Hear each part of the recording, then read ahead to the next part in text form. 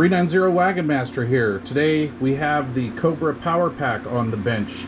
You may have seen this in a couple videos, but this is kind of a neat little unit. I picked this up at a yard sale many years ago, probably a dozen years ago, and I've used it a few times. It's lived most of its life in the box, so it's starting to get a little worn because I've actually been using it. However, I've never cracked it open, and it's worked flawless. I haven't had a problem with it, but I want to take a look under the bonnet, as they say. Well, not in America, but in Britain land they do, and see what is going on. So I've taken the screws off. Let's take a look inside. Now, I like this technology that they did. What I thought was really cool is, like, I believe this was like made for like a Cobra 29 or something like that to sit on top, and you know, the bottom firing speaker from the Cobra would fire into this little perforated unit here, and then as you can see, this is perforated, and the idea was the sound to come in here and then I guess tunnel through the front, which I think is kind of cool. But yeah, I just want to, it's actually pretty simple unit here. Actually, I've never cracked this open, like I said, so this is kind of interesting. So we have our lugs here for power, and I have this kind of terminated so it will work with just a standard 3-pin unit, and you can put anything on here you want. But yeah, this is kind of cool. So there's a big 3300 microfarad cap. I think what I'm going to do is just replace these two caps. Is that all? Yep, just those two. And very simple design. Let's see, I think the box says this is for 4 amps, right? Yeah, let me grab the box and look. Okay, so here's the box that it came in. And yeah, they actually even shipped it in that box. Let's see here. Power pack is regulated to maintain constant voltage and full power at peak modulation or low line voltage levels, even with the most powerful AM or single sideband mobile radio. So back in the day when this was out, you know, let's see, what did they have? This was before the 139 or XLR. Was it a 139? No, the 139 was the base. 138 XLR mobile, that's right. And so I have a Cobra 138A 23 channel mobile that might make a neat little match for this. Anyway, that being said, it's only rated at 13.8 volts at 4 amps output. So yeah, I mean, it would, you know, this, I wouldn't put a modern one on here, modern sideband radio. It was like a bone stock, I don't know what, like a little 980 or something. Indicator light, front panel on off switch, non-skid rubber pads hold your radio securely, automatic circuit breaker protection. Special design allows you to place the mobile on the power pack and maintain full audio power and intelligibility. And I'm not really sure when this was made, honestly. Can I even read when it was shipped? Blah blah blah. No, I can't. Came from Chicago. That I can read. Chicago, Illinois. Oh, November 16th of 1977. Okay, well, that was fun. All right, let's take a look. Let me get my bubbles glasses on here so I can see. There's the board. Let's see here. We've got a B&K Precision logo. We have a copyright here on the board, 1976. I'm filming with a GoPro, so it may be a little fuzzy for these close-up shots. Look at this, just fed right on through the board there. Okay, well, that's kind of interesting. Very basic, but effective. All these years later, it still works. All right, well, you know what? I just so happen to have a few caps, so we're going to throw this in. And I don't have a real high quality 220, so we're just going to throw in a new one. I'm not sure if it's going to be better than the old one that's in there, but we'll give it a shot. All right, just for the heck of it, before we fire it up, or before we tear it apart, I should say, sorry, we're going to fire it up, and we're going to see what she's putting out. So I'm going to use my little clip lead units here instead of the probes. Clip her onto there. Let's fire this puppy up. Well, it was rated at what, 13.8, and she's going to settle down at about 13.5.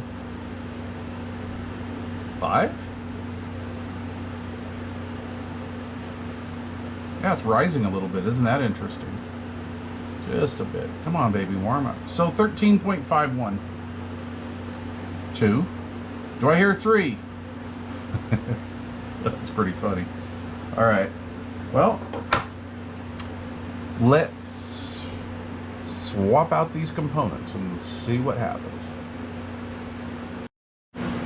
Okay, we got the pen warmed up, so let's try it. Working with my brand spanking new Weller station here.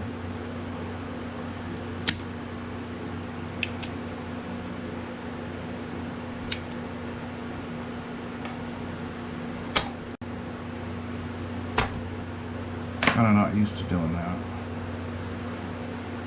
My solder sucker is starting to get old. My dad gave this to me when I was like 16, right?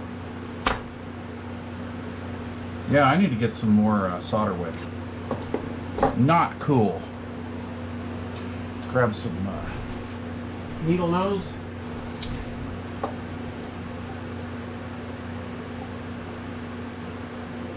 Come on here. Oops. You know, 3 made those guys make this stuff look so easy when you're doing this, when you're filming, right? Me, on the other hand, yeah, not so much. Alright, let's see here. Come on, baby. There we go.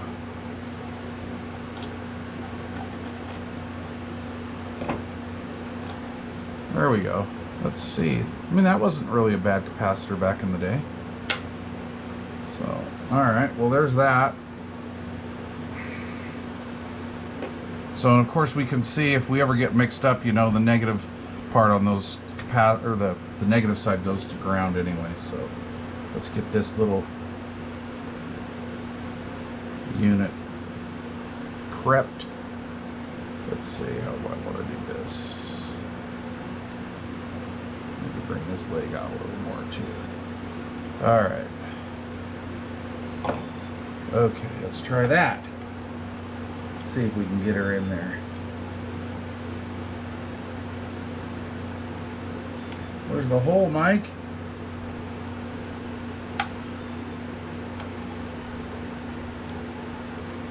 There we go. So,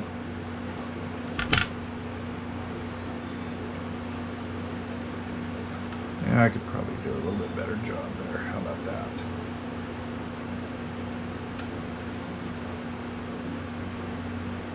And let's make her look good here.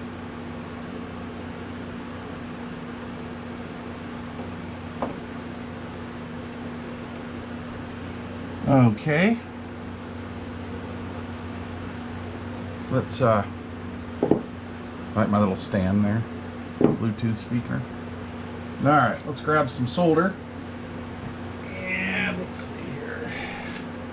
Let's use some of that good toxic solder.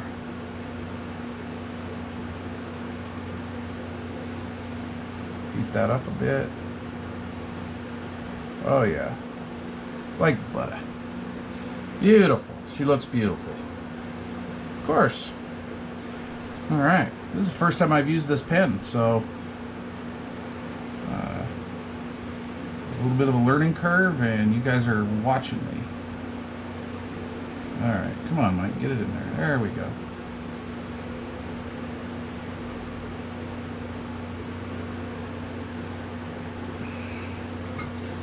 Put the bubbles glasses on and see if See what we did?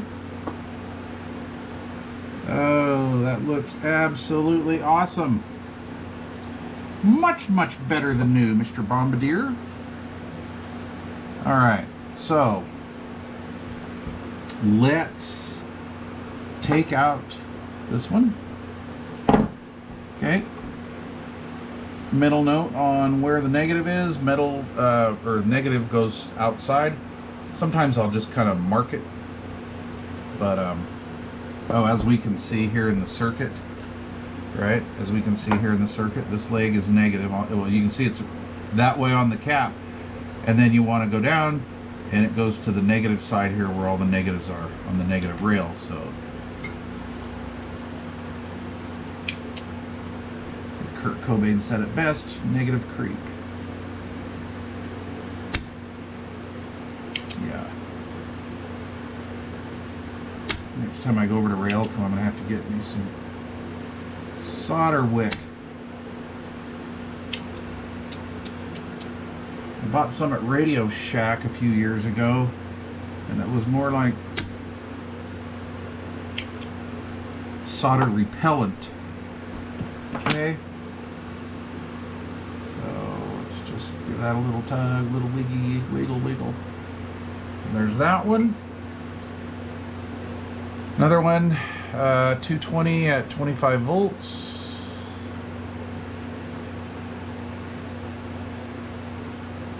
I don't know. Yeah, it's good. Not good. I don't know. Okay, so like I say, the one I'm putting in may not be better, but this is one of these. What is that? A Chang? A Chengsk?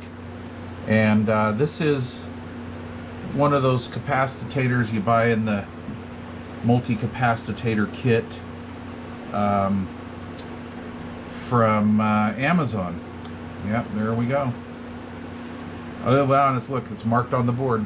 So we've got our positive leg in there. We've got our negative leg in there. And you know, let's make that look a little bit better. Okay.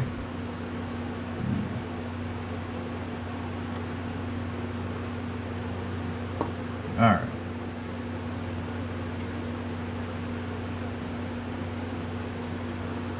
So, gosh, my bubbles glasses are all scratched up, so it's kind of actually hard to see. All right, we're gonna get the pen, apply some heat to the pad and to the leg. Get a little solder in there. Bam, perfecto. Heat up that pad and that leg again. I like this pen. Wow. Wow, really, seriously. Cool. So we'll just check that, nice and shiny. They're all nice and shiny. All right, there we go. Cool. Well, that's the first time I've used this new Weller setup here. And wow, that's pretty cool. What do I have that percatuting at? Sitting at about 750 degrees. A little hotter, quite a bit hotter than my last station. And I like that because then I can just hurry up and heat the pad and the leg, apply the solder. Then, well, you know, everybody has their own technique and their own way of doing it. However, I prefer to heat the pad, the leg at the same time. Of course, that depends on the tip. This is the OEM tip that came with it.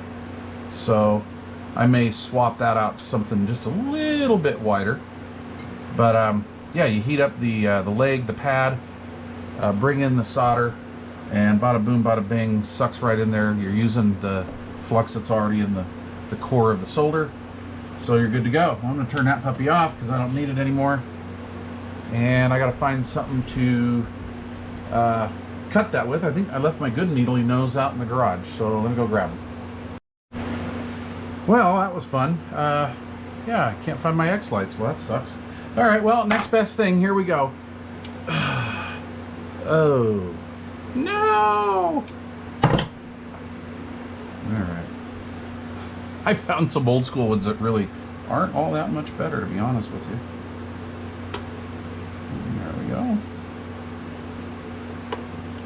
There we go.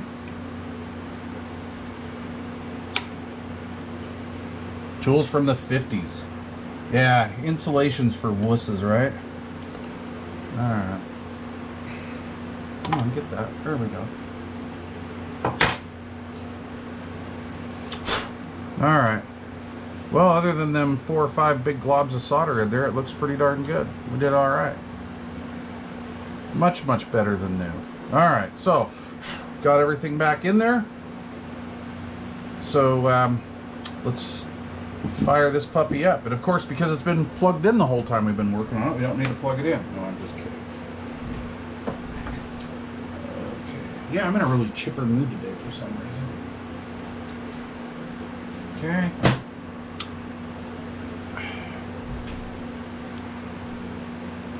About a meter, eh? All right, let's see if this one climbs like a no other. Put a lead on there. Now let's turn it back off. Hold on. I broke my own rule. So my rule is I generally never fire this stuff up, right? Until you're all hooked up. You let the smoke out that way. All right, let's see what we got. What was it? 13.52 is where it finally rested at.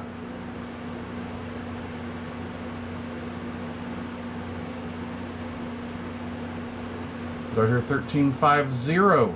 13.50, yes! Anywho, there we go. So, looking goody in the hoodie, as they would say. Yeah, it's just staying right there. 13.5 and a 0. So, I really don't mind them. You know, I run them between, like, what? 12.5 to like 13.8, 13.51. There we go. 13.8 is fine with me. So yeah, we're looking good. Awesome. She didn't blow. We didn't let the smoke out. All right, cool deal.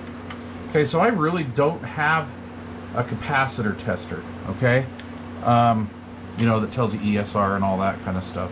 However, this fluke will at least tell me if I'm somewhat close value-wise. So just for shits and giggles, let's try it. Let that sucker charge.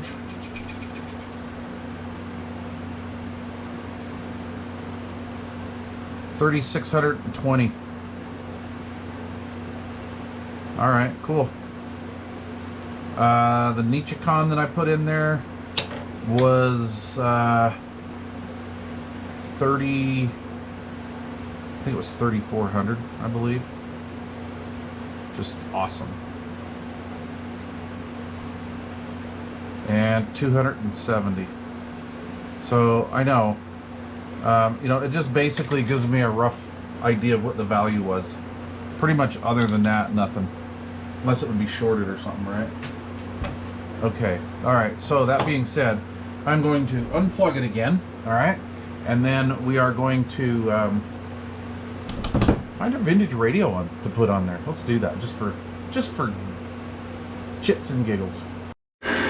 All right, so there we go. I'm not really sure, you know, there's not too much information on these Cobra 138s. But now remember, a Cobra 138, if I remember properly, was a base, or was that the 139? Then they had a 142. Anyway, this is a 138 marked on the front, but on the rear tag it says 138A. I assume this is from around 75, 76 era. So, you know, quite honestly, I think this would have been the base somebody would have had back in the day. We got our little Turner Plus 2 on here. Cobra 138A, little power supply that can handle this radio, no problem. There was something that was kind of interesting though, however. If you look here, because I'm trying to film here and do this at the same time, but if you look here, that speaker doesn't really match where the perforations are, so you kind of have to bring it up a little forward like that to get the proper effect. Man, it sounds good though. Okay, I'm going to slide it back to where it looks better.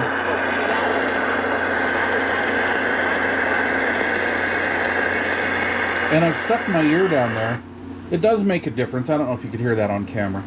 I was thinking maybe like an old school Cobra 29. I don't have a 23 channel 29. I do have the very, let's see, isn't this the very first one? The 29 Limited. It's a little bit narrower. And I think that would fit on the power supply maybe even a little bit better. So, gosh, I'd like to get the Cobra 29 that's in this series, the Crystal Control 23. My Uncle Jack repaired CB radios. He actually had a CB radio repair shop for a while. Back in about 73 to 76 or 75, I think it was. And I used to get into his truck and play with that Cobra 29 with this style, a knob. And then, let's see, I think it was on this side, he had a little switch with like 3 or 4 or 5 crystal positions, and the thing would go out of band, which was kind of funny because my Uncle Jack was a pretty straight-laced dude, so even he had extras. Nice, huh? Alright, well, I hope you enjoyed that little video. So the Cobra Power Pack is back in service. It never really was out of service, but I just feel that as long as I don't overload this thing and wipe out that transformer, this thing should last another 45 years. Alright, you guys, thanks for watching. Please leave questions or comments down below. And if you have not subscribed, please consider doing so. Thank you.